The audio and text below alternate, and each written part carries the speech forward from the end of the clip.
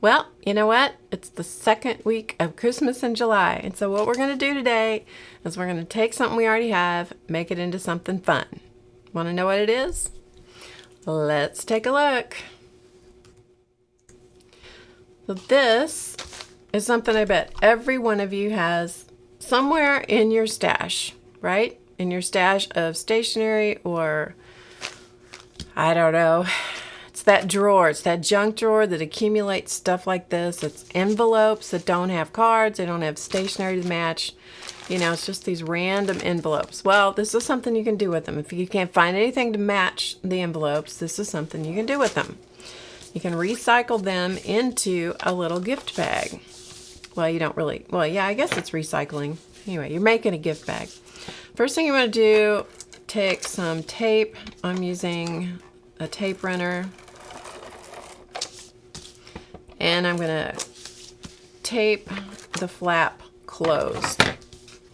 It seems to work better if you don't lick it and stick it, because you don't want to add moisture into the paper any more than you have to. Across one short end, and you want to take your decorative edge scissors, or you could even tear it if you preferred that look, and just trim across one end. And so this immediately opens it into the beginning of our bag. And these are just the paper edging scissors. So now we've got the starting of our gift bag. So the next thing you want to do is you want to score across, pardon me, I'm trying to get stuff out of the way so you don't have to look at a bunch of extra stuff. You want to score from each of the closed edges, so leave this one alone, but you want to score around these edges, and you'll have to kind of do some experimentation about the measurement that you like. I tend to like about 5/8 of an inch, and this seems to work better, I find, if you do it with your bone folder and your ruler as opposed to a scoring board. I just had better luck with it. So, across the two long sides and the bottom. You can experiment with other measurements. This happened to be the one that seemed to work the best for me. Alright, the next thing you want to do is you want to fold on those score lines. And because you're folding multiple layers of paper and you want to burnish these, sometimes they're a little less than easy to fold, shall we say. But you can just be the boss. You can just be the boss, and you can just make it do what you want it to do. It will fold.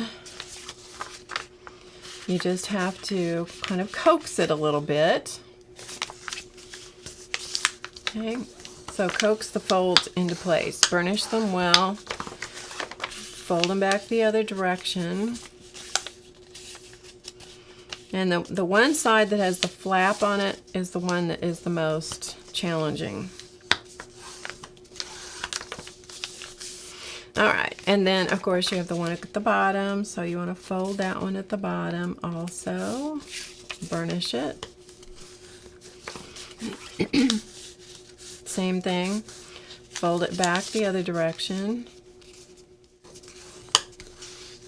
Burnish again. Okay. So now you've got your scoring and your folding. Now the next thing you want to do is what I call training the paper. I know, who knew you had to train paper? But I kind of fold these side gussets in. And when you get down here to this little pointy part, what you're going to end up there forming is a triangle.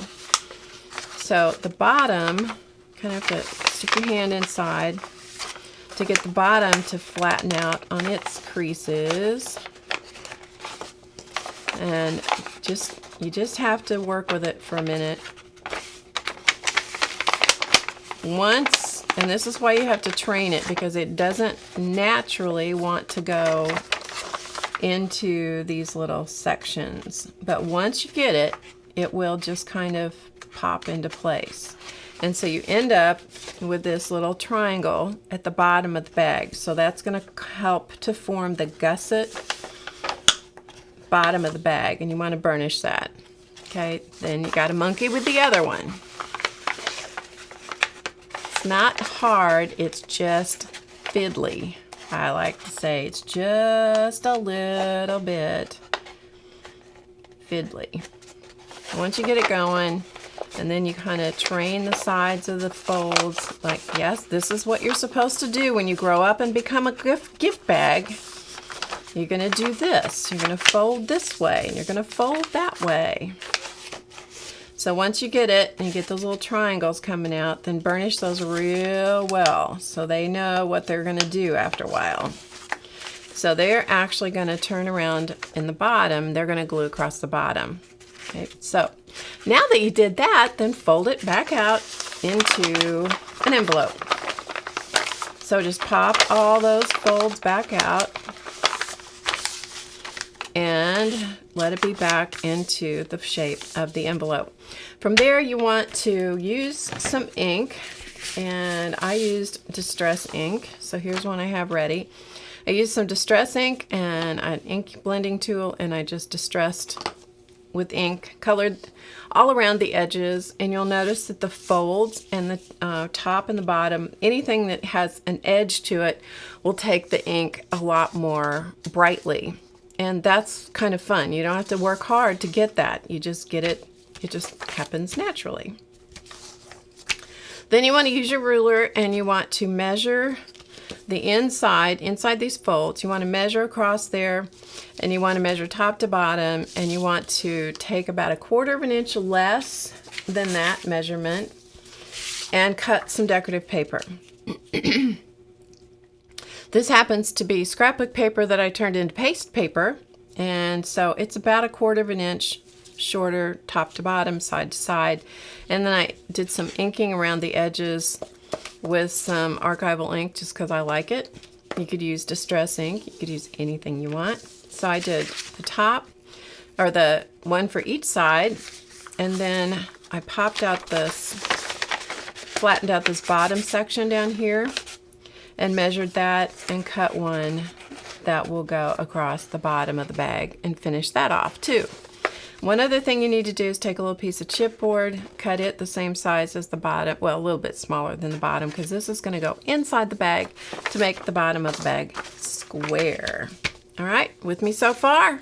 It's not hard. It's not hard. All right, so the next thing you want to do is you want to add your papers onto your bag. So it's easy if you have a tape runner. We'll see if mine's going to cooperate today. Sometimes it decides to be a little cantankerous, but most of the time it's good. I'm just about out of tape, so we're not going to belabor the point too much. We're just going to do the job. So, and you want to decide where you want those to go, you know, kind of center it on your bag as best you can. Admittedly, this is not my forte, getting things matted and centered in the middle of things. But, you know, it's kind of fun. These are great little bags for small gifts. They're great for giving somebody a gift card. And of course, it doesn't have to be for the holidays. You could use it for, you know, birthdays or whatever else. So just decide where that's going to go. Say, yep, that's it. There it goes. Now, to deal with the bottom down here, okay, to deal with this little bottom area, you got to glue these little triangles in before you can put on the bottom paper. So, let's see if my glue is going to work for us here.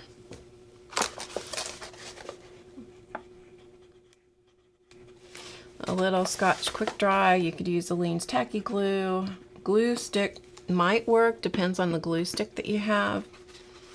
But you got to put these little triangles in here, and because it's wet glue now, you're going to have to kind of fiddle with it, and we'll talk for a second while the glue sets up. So as I said, you can use these for gift cards, which is nice because, you know, it's nice sometimes to dress up a gift card that you're going to give as a gift instead of just giving a card, or, you know, the little card that the gift card comes with. You know, sometimes they'll give you a little holder thing. See how those are glued down? And this is kind of a fun way to do it. It's really fun to stitch the bag, the top of the bag closed if you have a sewing machine. That way nobody can do any peeking.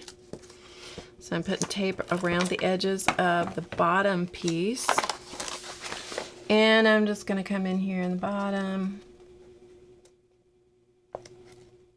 And I'm going to have to look at it. Here, let me let you see it this way. I'm going to have to look at it square from the top so that I get it across the bottom of there a little bit better. So that way you can kind of see what I'm doing. So across the bottom. All right, then this little piece, which is the cardboard, chipboard, you want to put some glue on that. So just stick some glue on it and drop it down inside the bag, in the bottom of the bag. Kind of get it centered in there as best you can. And stick it down. And again, this is one of those little fiddly things that you kind of want to get it in the right spot and stick it in there. Okay, so there's your little cardboard. All right. So now we have our bag constructed. So now what we're going to do, let me check my notes here so I make sure I get in the right, tell you all the right stuff. So now I'm going to fold the bag down. This is why we trained the paper earlier, so that when we get to this point, we're actually folding it and we've got all these extra layers of paper on it, it folds more easily. And it helps too if you re-burnish those creases as you go. So just burnish those creases down, and I'm just making another fold down here at the bottom, like so. And I often will turn it over and fold that bottom up the other way. It just helps the bag then when you're going to set it someplace, you know, when you're going to set it, you're going to fill the bag with whatever, and it will sit up nice and tall if you've kind of burnished that bottom crease a little bit. It just kind of helps, but do as you like.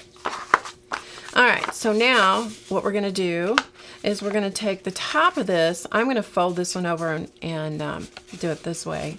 So I'm going to fold my topper down. Now it doesn't have to be folded down. I just happen to want to do that on this one.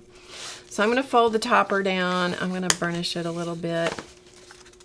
And then you can measure this, of course, to get your holes even, because I'm going to punch 2 holes and put a ribbon through it. But I'm just going to live dangerously, and I'm just going to eyeball it.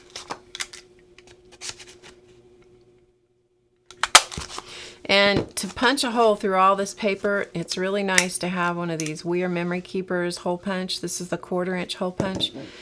Crocodile will work as well. It has a smaller hole, so if you have fat ribbon, you might want to have one that has punches a bigger hole. And then you're just going to run your ribbon in there. You know, of course, put in whatever you want to put in the gift bag.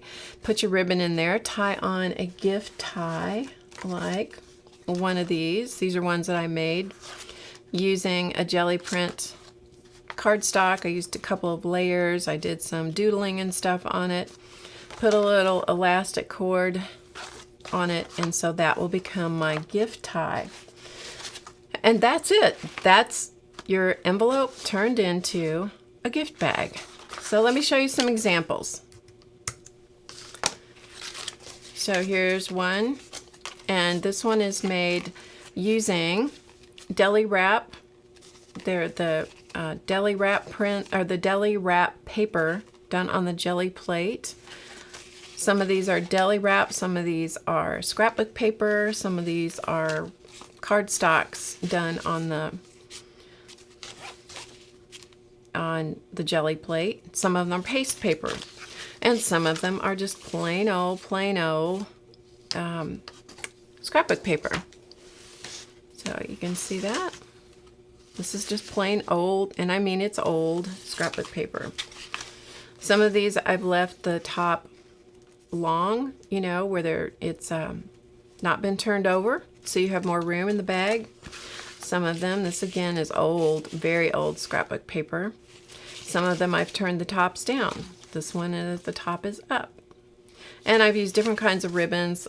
Organza ribbon is one of my favorites. And satin ribbon is another favorite of mine.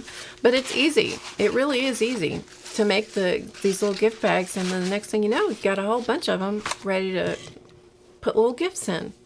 So I hope you had fun today and learned something about recycling orphan envelopes into gift bags.